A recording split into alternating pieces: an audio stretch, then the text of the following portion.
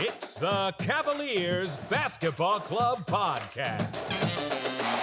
It's basketball time. The cube. LeBron left to the circle, left to the lane. Gonna go all the way and hammer it home. Everybody on their feet. Sends it for three. Oh, are you kidding me? It's over. The 52-year drought is over. The Cavaliers have won the NBA championship. We wanted to go in a different direction. We wanted a different approach. 60.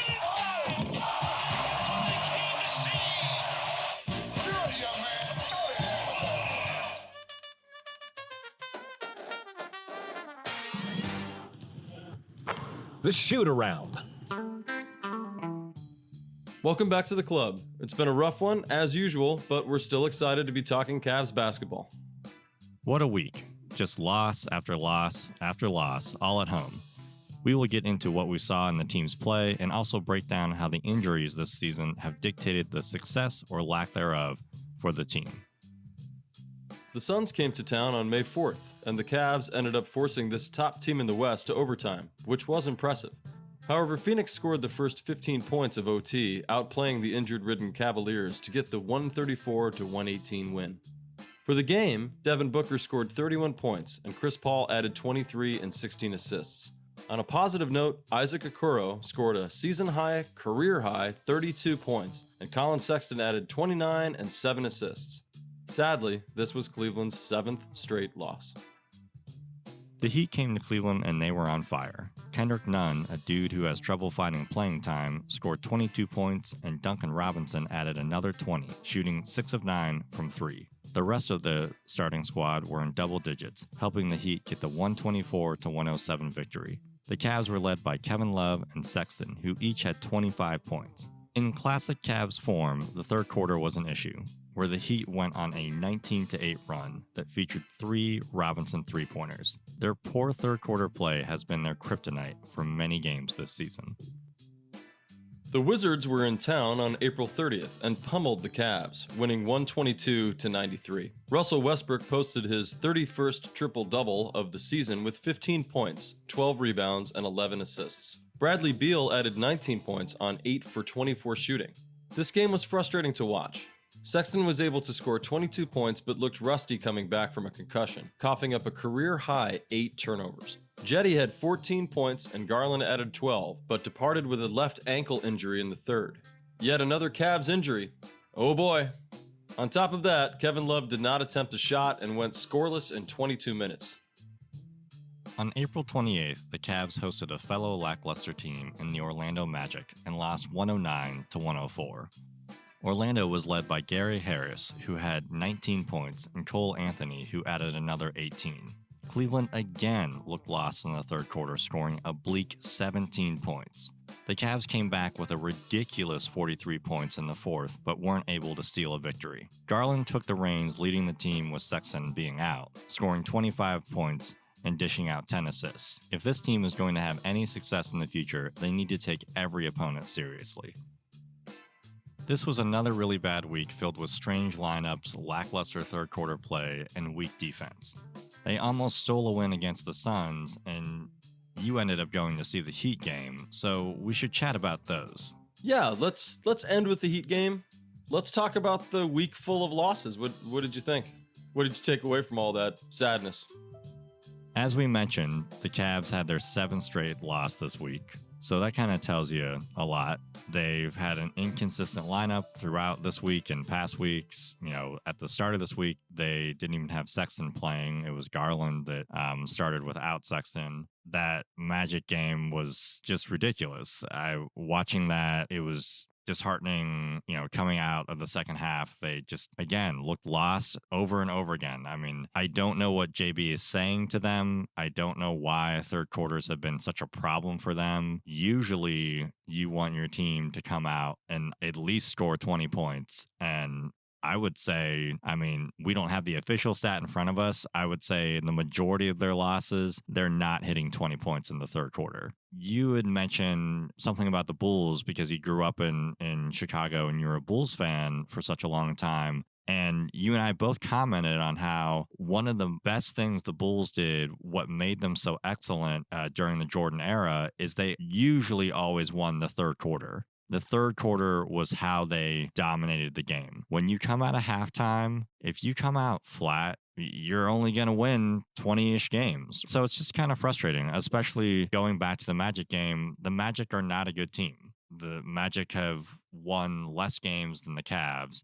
and they just allowed this team in Orlando that got blown up during the trade deadline to dictate the play. So yeah, that was pretty frustrating. And I think the other thing too that I kind of noticed, and we'll kind of break this down a little bit more when we talk about the Suns game and the Heat game a little bit, but they get stale by the time the fourth quarter comes along. They either don't want to go back to the old sets, or the defense has reacted quickly enough to them that their sets aren't working anymore. So again, I don't know what it is. It could be the fact that they have so many injury issues and so they just don't have chemistry. But at the same time, when you start playing slower and more deliberate and not moving the ball late in the fourth quarter or in the second half alone, you're going to have bad outcomes. And that was just another theme that I saw this week, where it was just kind of like they got into the habit of, oh, let's take an early three, or let's pass the ball one time, and reset. And that was it. They shoot a horrible shot with 5 seconds left in the shot clock. So overall, all this losing is tough to deal with as a fan. So cool that we started a podcast together with all this losing going on. But it's also a time to really see what this team is made of. So hopefully they can start taking some of these losses and kind of really build on the idea that you have to show up every minute of every game to kind of look at for next season. How did you digest any of these losses, Adam? Did you see similar kind of habits or trends or nothing at all? Just a quick overview of the 4 miserable experiences of the week. There are a few commonalities with each game. So let's just start with the Magic. We had a 16-point first quarter and a 17-point third quarter. That didn't help anything. Granted, we did have a 43-point fourth quarter. You definitely have to point that out. But those types of quarters are infinitely more frustrating when we average 16, 17 points more often than we ever average 40 plus. And it just goes to show that when we are clicking and when we actually can find the bottom of the bucket, we're a good team. We just cannot shoot the ball this year. Third quarters have always been a killer for us Cavs fans. Going back to LeBron's era, or the first stint even, I don't remember a time that I ever felt comfortable as a Cavs fan in the third quarter. You mentioning that comment about growing up a Bulls fan, you reminded me of it because being a Cavs fan made me forget. But it is something that I've always known. Coming out of the half strong and kind of stepping on your opponent and dictating how the rest of the game is going to go sets you up for any kind of success that you're going to have in the fourth. And what's so sad is you see the Cavs come out and have these lackluster third quarters where they're not able to move the ball and they're not able to shoot the ball and they're coughing it up left and right and they're getting no points on the board and they just go into the fourth quarter with these huge deficits. Yet it also tires them out and they've got no energy in the fourth quarter. There have been plenty of nights that you and I know by the time the third quarter has ended, the game's over. There's no way they're going to be able to hang with them. I'll talk more about that when I was at the Heat game, but there was one statistic in particular that I was eyeballing the entire night going, okay, the minute this dips, it's over. The game's going to be gone. Also with the Magic, just to wrap on that, we had 30 assists, and we've actually been averaging closer to that in a lot of these games, but we're shooting 40% from the field. That's amazing. It's amazing that we could shoot 40% from the field and 27% from three, and we still end up with 30 assists. So we're clearly setting people up with good shots. I can't imagine we'd have 50 assists if we'd actually make our shots. Then you got the Wizards game. We had a 16-point third quarter. Kind of these are the commonalities, between all the games. We gave up 30 plus in 3 out of the 4 quarters. And that is a very common thing that we've been doing lately. Sometimes even almost 40. We shot 41% from the field, 21% from 3, and 64% from the free throw line. And we had 19 assists, 24 turnovers, and we gave up 14 steals in that game. With the Heat game, we came out scoring 36 points in the first quarter, but never had over 30 points again after that. And we had a 21-point fourth quarter. So we just kind of steadily fell off the cliff the more the game continued. And that stat that I was going to mention, we shot 50% from the field, but we allowed the Heat to shoot 54%. So the whole night I was watching us, find our shots, but the Heat would immediately answer. And we ended the night with 50% from three, going 20 of 40. But for most of the game, we were at 65, 70% from three. It was insane. The whole night I was watching that huge percentage thinking, okay, when we fall back to earth, we'll be down by 30 points. And it didn't really happen that way because we didn't fall off the cliff really until the fourth quarter with our 3-point shooting. But we went from in the 60s to 50% even. That's how many threes we missed in the second half. Also, we had 30 assists, but we had 18 turnovers, right? So again, we're really negating any progress we're getting with actually getting more assists and seeing more consistency, spreading the ball around. And then with the Suns, we actually had a 35-point third quarter. We really want to point out the negatives. We actually had a great third quarter in that game, and that's partly why it looked like we were in it, right? And it's why we were able to stay and challenge them into the OT. But as usual, gas tank was totally empty, and we were outscored 20-4 in OT. We had 29 assists in the game, but again, another commonality here, 17 turnovers.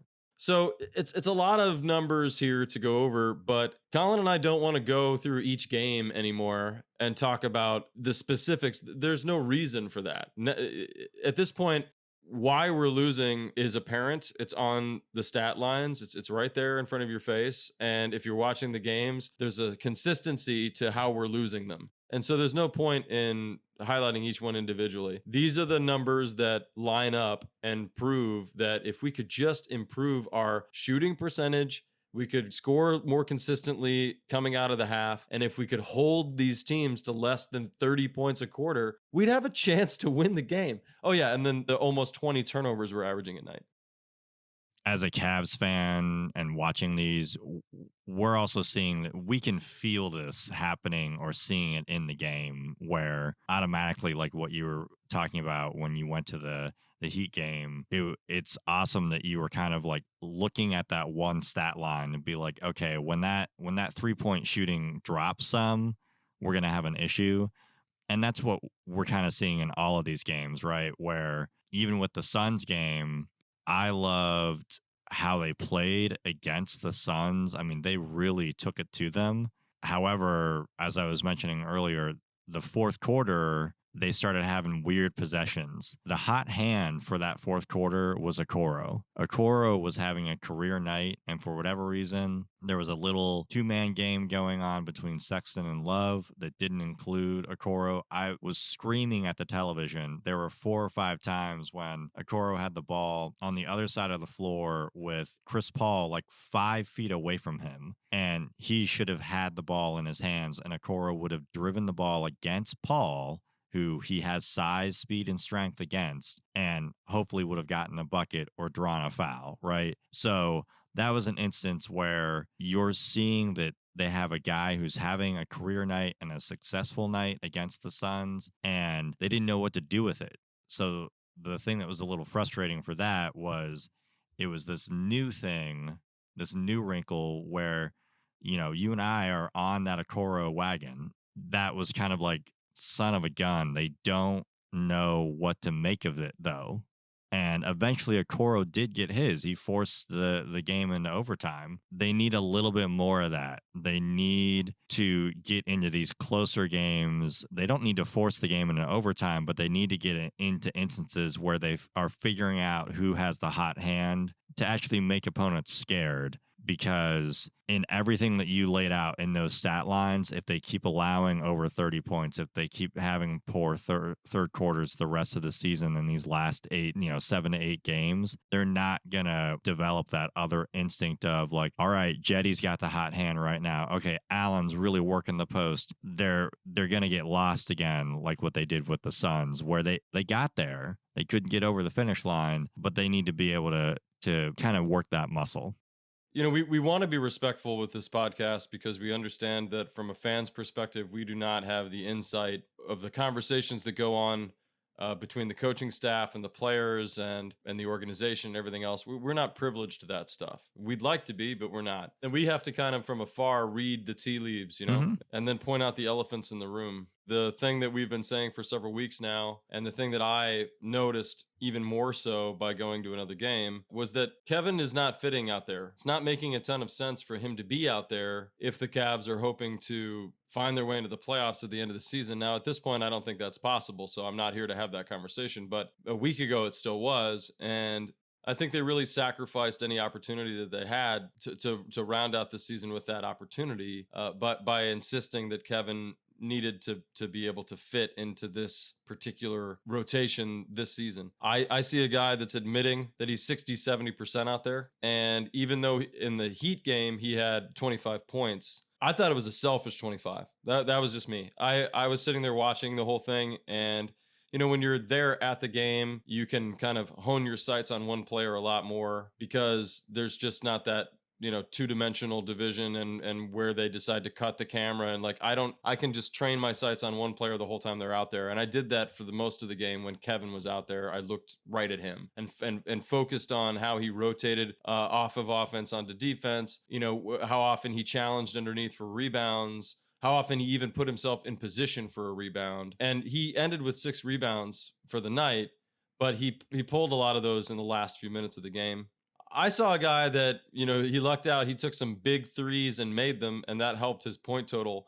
But overall, I saw an out of shape, older player that can really only provide points for you. And beyond that, his passing wasn't very crisp and his rebounding was non-existent. His defense is non-existent. He just watches guys go past him. He hangs his head. He knows that he's failing in this moment. And this is where I think the Cavaliers, in the same way that they clearly pulled Jetty aside and benched him and said, all right, we expect more of you, and we're going to be penalizing you in the meantime. This is where the threat of a starter like Kevin, you can't treat him the way that he needs to be treated because he's getting paid this huge amount of money and he's supposed to be out there starting and with starting minutes. You can't put him in his place. Dude, you've been injured for almost 2 years and you're out there basically playing on one leg. You have no ability to play the 4 the way that we need you to play it to be effective in this league. And you're making it a lot harder on guys like Allen or Wade that are out there trying to cover your lack of being able to rotate, when people penetrate into the lane. We might as well be out there 4-on-5 on defense when he's out there. He might as well just go stand on the sideline. This was the final straw for me. I don't want to see Kevin out there anymore this season. I wish they'd hang it up and give him a chance to truly recuperate from his injuries and come back 100% at the start of next year, and we'll see what he's capable of then. But right now, I don't see any reason why he's out there other than his own hubris and the organization feeling that, I guess, if he's healthy, we have to play him. The guy's in interviews saying he's 60-70%. And in this league, if you have a slight sprain now, or if there's any reason why tonight you should rest, they don't put you out there. So why is Kevin out there? And we'll get into Varejao a little more here soon, but that's another kind of telling thing to me that where is this organization going, and what is the coaching staff really trying to achieve with the players that they have left? It's been frustrating, not only from a standpoint of what you're seeing on the court, but also just kind of what the organization's putting out on the court. What are your answers here? And how is giving Kevin Love more minutes a good answer? A lot of folks have wanted Kevin Love to come back this season, him included, obviously. The media, the fans were clearly excited to have him come back again. What did you and I just lay out here, right? We just talked about 4 games. They've lost 7 games in a row. All of those losses are similar to what they've dealt with the rest of their 40-plus losses, which is bad third quarter play, bad defense, lack of consistent rotation in the sense of a lack of consistent play from players, turnovers, this whole list that you just laid out. Having Kevin Love on the floor hasn't changed any of that. If he truly was making a giant impact, Garland and Sexton combined have won us games. Kevin Love has not won a single game for us since he's come back. A lot of that is just what you broke down, but you would think that at least the 3-point shooting would have gone and bumped up when he came back in the sense of percentage-wise. That hasn't at all. This is just another person, another player who, unfortunately, his presence hasn't changed any of the trends that they're losing. They're at an impasse there. Let's go to the tape. So the season is winding down. We have about 8 games left, and we're going into the final month. We agree with a lot of people that a major issue with this team has been their injuries. They currently have 7 players on the injury report, and they even signed Anderson Varejao using a hardship exemption due to their injury issues. We knew the season was going to get off on a tough start, with Exum, Dellavedova, and Love all being placed on the injury report early on. But did you think it would be this bad? Could you ever have imagined that they would have turned to Varejao because of these injuries? There's been a lot of injury issues in Cleveland sports the whole time I've been here. And certainly in football, that's par for the course. It's very common. It's one of the things that drove me away from being an avid football fan, because all of my favorite players were hurt by week 3. But it's been very much that way this year for the Cavs. It's been impossible to see any kind of consistency in their starting lineups. I think, last week you mentioned they had 27 different starting lineup changes over the year. And I'm sure they've had 29 or 30 since, I'm sure they're up to that now.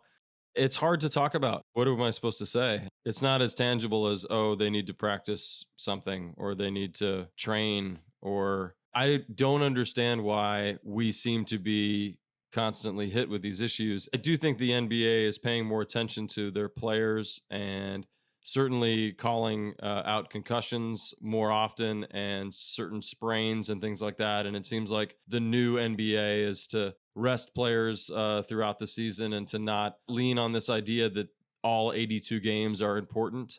In some ways, that takes away from the enjoyment of the fan, because you don't know if the best players are going to play on the night that you show up to see the game. And that kind of is a net negative in my opinion. But overall, it's just a part of the game now. And you have to kind of be okay with, Sexton's out tonight with a sprained groin or whatever it is. Okay, fine. But Prince going out with ankle surgery. You got Nance Jr. that had a ton of different issues all season long and then finally went out with a fractured thumb. Dellavedova, who I thought would retire, but came back only to be headbutted and taken out for the rest of the season. Concussions left and right on different players. Sexton having to go down for, a stretch of games. Garland being inconsistent with his ankle. It's a nightmare. And typically this is the stuff that you see from a veteran team, from an older team, and we're a young team. So it makes me very worried about what the future of this team is going to look like if we can't find a way to stay healthy. And I also, if I was the Cavs organization, I'd be asking some larger questions about what can we provide in training and in our medical staff and physical therapy, things like that. How can we get more from our players? And because this has been an ongoing issue, I think, over the years. We got really spoiled with LeBron being as consistent as he was with his health. And of course, now at the end of his career, you're seeing that that's not going to stay that way. But with the Cavs, it wasn't the Cavaliers that kept him healthy. And whatever secrets he had, I wish he had imparted that to this organization. Varejao coming back it's a feel-good story for those of us that were around from the past, that we remember watching him play and what those teams were like. And I'm certain that it will be a nice story for the fan base. But it shows the desperation of this team and of this organization to keep consistency out on the court and to have any kind of reliable group of players out there. And you have to turn to a veteran that hasn't played since 2017. And really the only reason why he's back is mostly because he has a history with the team. We've had dark days in Cleveland, and this isn't the darkest of them, but it doesn't feel good. We were very hopeful a couple weeks ago, and I never would have thought we'd be on a 7-game losing streak with Anderson Varejao coming back to play on our team. I didn't expect that. The Varejao thing, COVID, right? This past year and a half has just been so strange and freaking weird.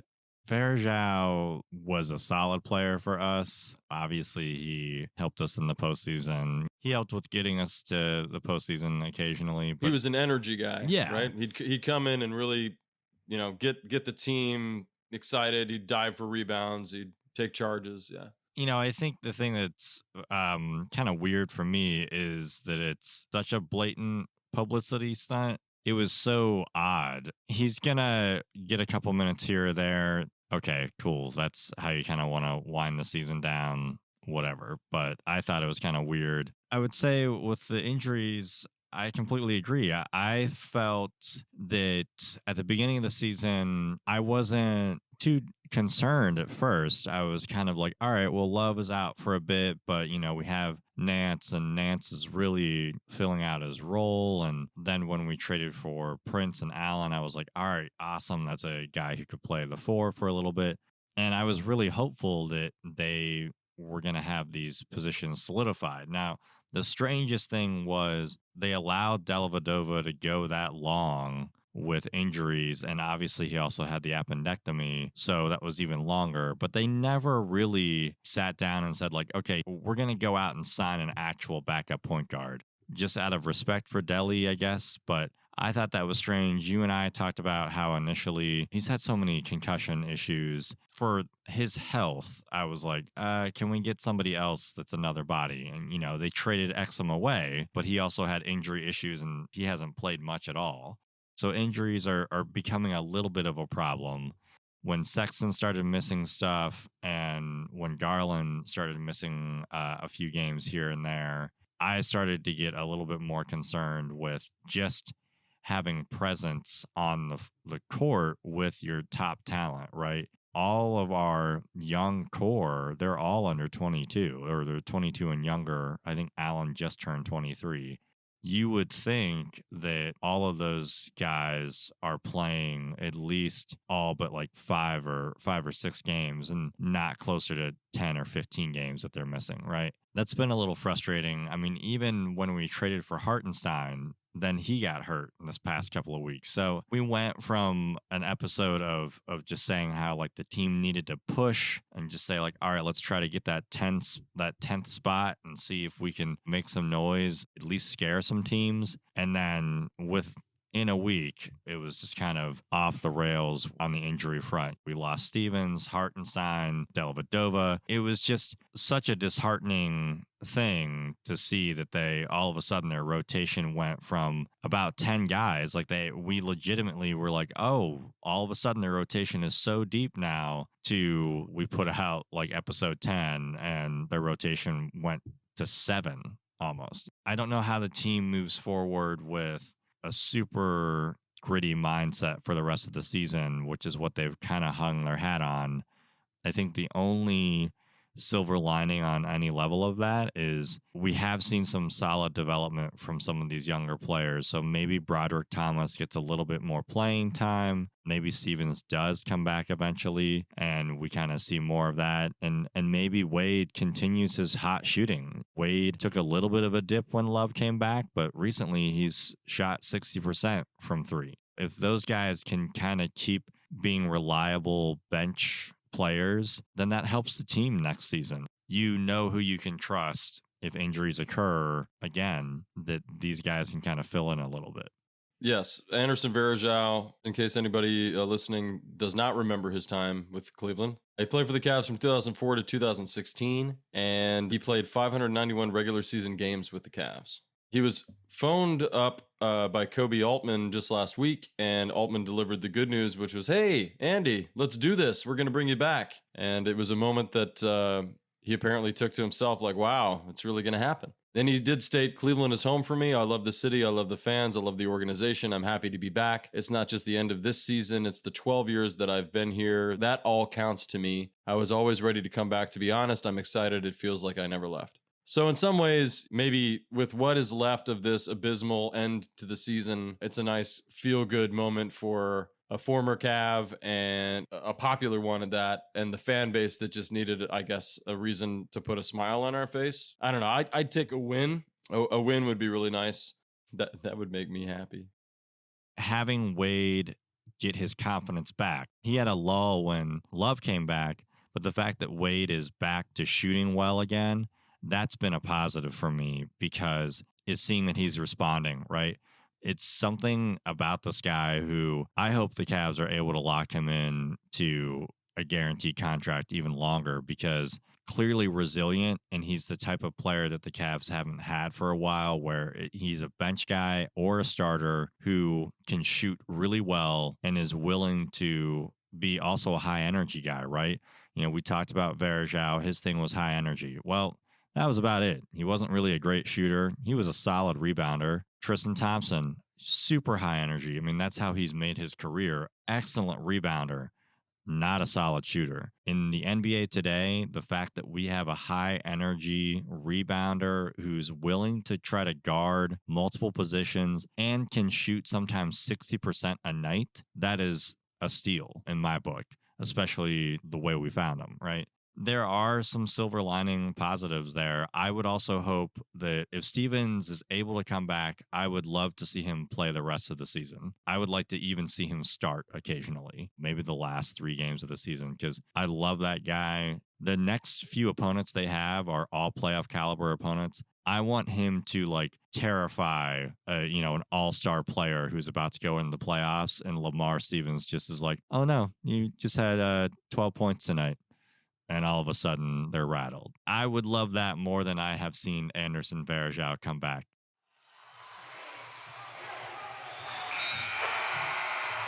The final seconds. This coming week, the Cavaliers will face off against the Trailblazers at home, will hit the road to face the Mavericks, will then come back home to face the Mavericks again, and then, rounding out the week, they'll face the Pacers back here in Believe Land. So I'll ask you for a second week. Do you think they'll pull off any wins in these next 4 games? I would love it if they showed up against the Pacers, because I think they allowed a win to get away earlier in the season with the Pacers, and I would hope that they could at least eke out a win against them. I would at least hope they didn't allow TJ McConnell to steal the ball from them 10 times again. That would be great. With the Mavs, they play them 2 games in a row. I would hope that they would at least keep it close in one of them. And for the Pacers game, I would hope that they would be able to steal a win, since they kind of let one get away from them earlier in the season. Obviously, don't let TJ McConnell get 10 steals against you. No more of that stuff, please. In a tweet, Kendrick Perkins said, "Just think, the Cavs gave Kevin Porter Jr. up for nothing. The man had a 50-piece wing dinner spicy with 10 biscuits on the side with the W tonight. Shout out to John Lucas, who has been mentoring the young man. That's all he needed, was a little off-the-court guidance. Carry on." Clearly, that goes as the most ridiculous thing I have read out loud to another human.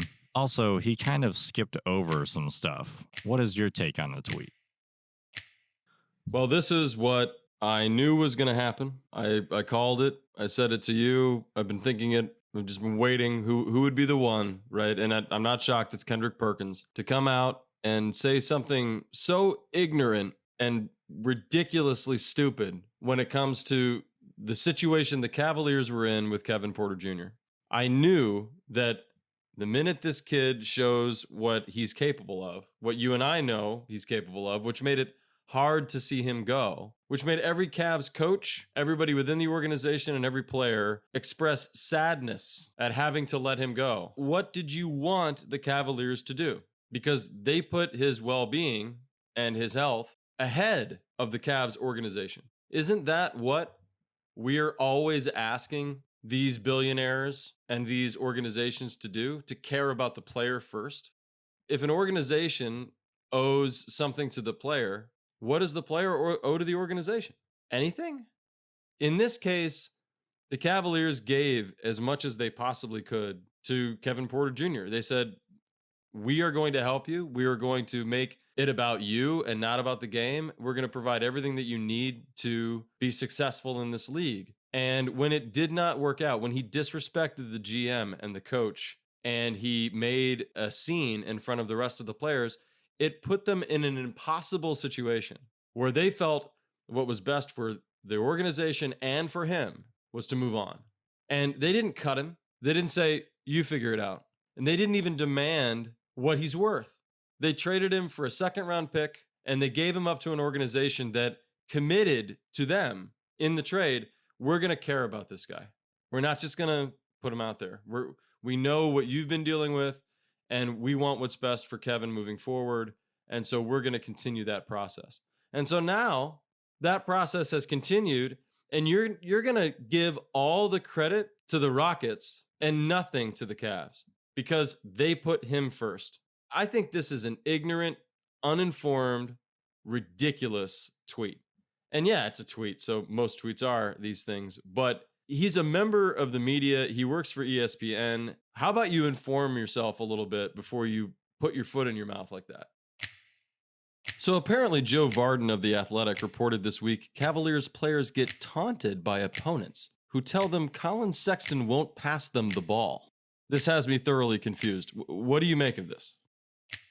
I find this really fascinating, mainly because Colin Sexton, I believe, let me double check the stat. Oh, he's a shooting guard. Yeah. Let me double check. Yeah, he's a shooting guard. So yeah, he shoots.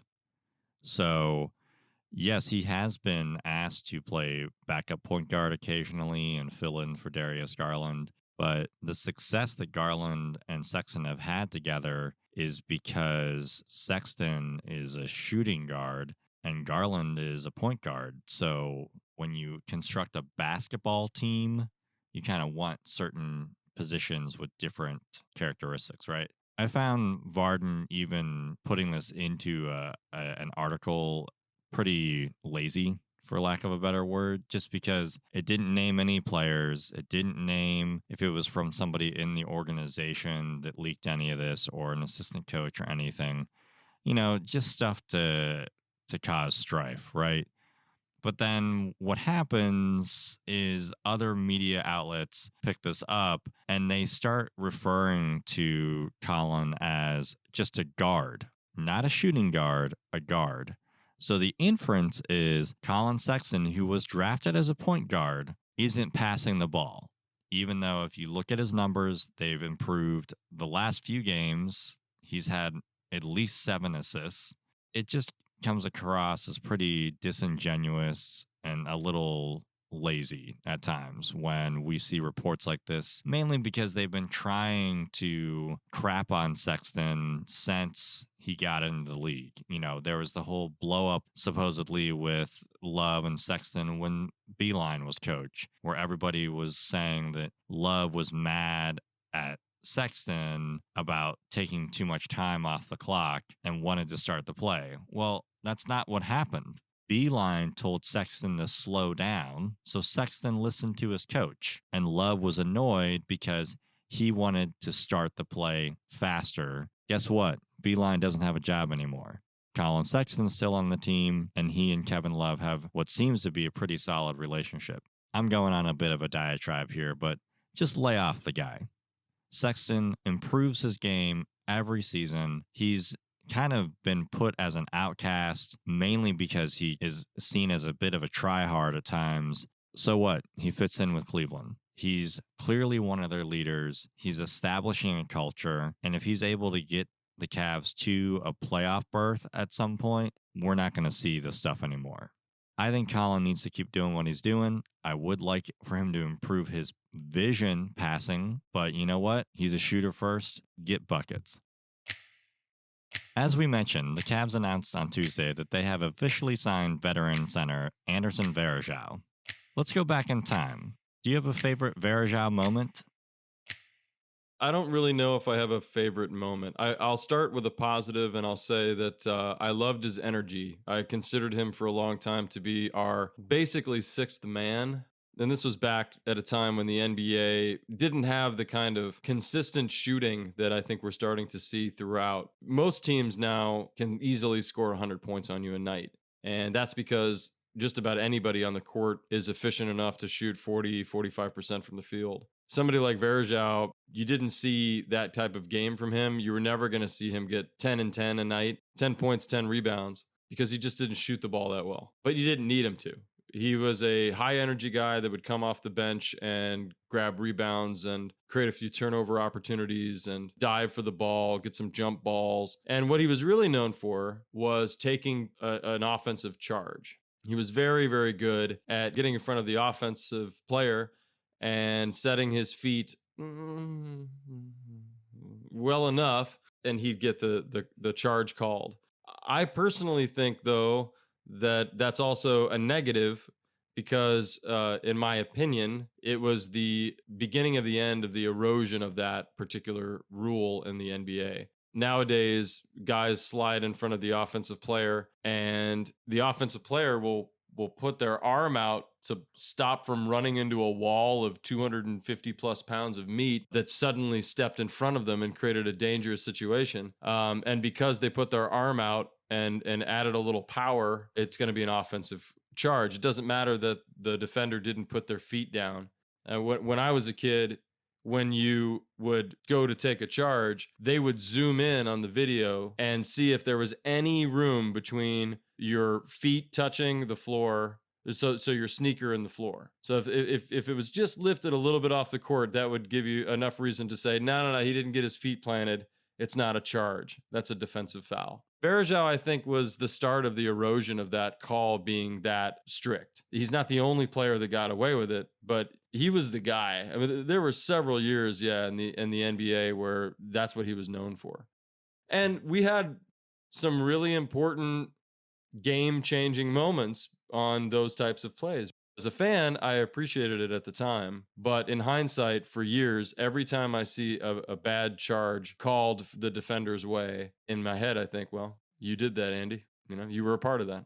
I just can't quite believe I'm sitting here pushing 40 and he's back with a Cavs jersey on. That's surreal.